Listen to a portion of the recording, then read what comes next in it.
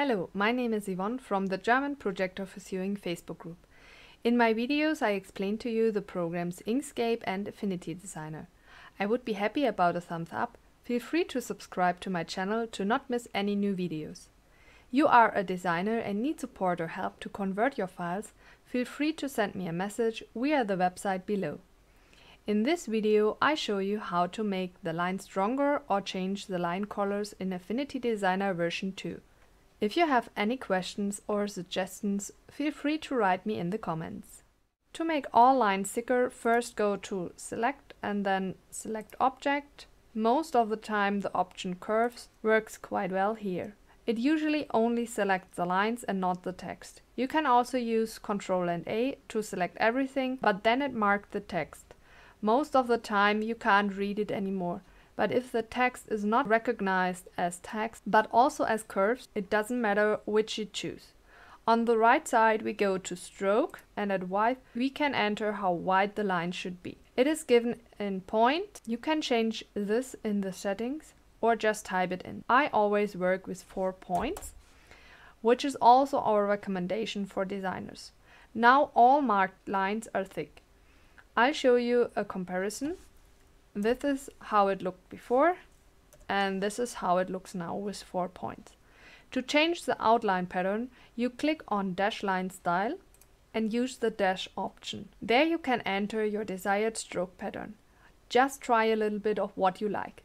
In the first and the third field you can enter the stroke length, and in the second and fourth field the length between the strokes. You can enter, for example, 3, 3, 1, and then it results in a stroke dot combination. I like to use a different outline for the seam allowance because then you can see right away what is the seam line and what is the seam allowance. You can also change the color here. You can either use the color menu or switches. The filled circle means to fill and the border means outline. Depending on what is in the foreground, the color will be changed. In the color selection menu, you can directly choose between different colors. If you don't like any of the default colors, then select Color menu in front.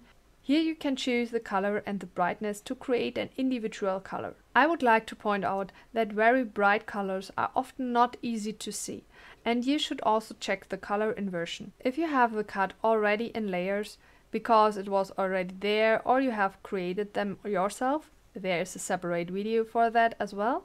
You can also make changes to the individual layers. I'm going to select the 122 size layer, then I'd like to change the outline, so I'll bring that to the front first.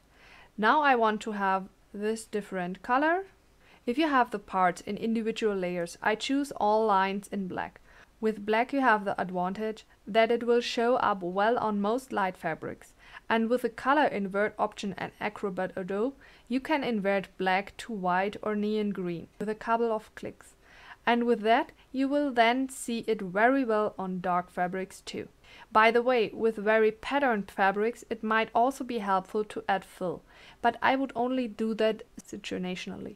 If you want distinction, you could now also choose a different texture for each line. As I said, I only do lines black when I have the objects in individual layers and the line structure only for the seam allowance line. But this is a matter of taste. We can do that for all layers. To do this, I select all the size layers except the label layer. We don't want to change the text. Now enter 4 pt or 1 mm, which is a little less than 4 pt. Now let's look at the caption or the text. First we look if it is text or curves. We can see this on the right side in the object's overview. If it says the text, it is real text. But if we can only see curves, then the text is in curves and not really text in the sense of the program. If it is a real text, we can let the text be selected. To click on Select, select Objects and Art Text. If Art Text doesn't work, try the other 2 options. It is better to use clear fonts that are also not too thin. Here you can select the font. Next to it is the font size.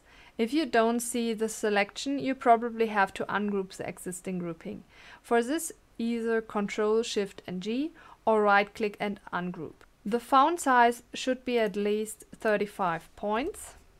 Now I look at the label of this layer and see that text is not really a text, but all curves. So I can't simply select the whole text, but have to select the individual curve elements. The best way to enter the text again, to do this, click on the A symbol, then select Artistic Text Tool. Now you can enter your text.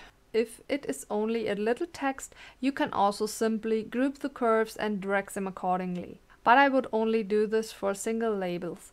For more text, it is recommended to create a text field. Also for later adjustment, it is easier with the text field. We are at the end of this video. I hope it was helpful to you. On my channel you can find more videos about Affinity Designer. Feel free to leave me a thumbs up, subscribe to my channel, and I wish you good luck with your projects. See you soon. Bye bye!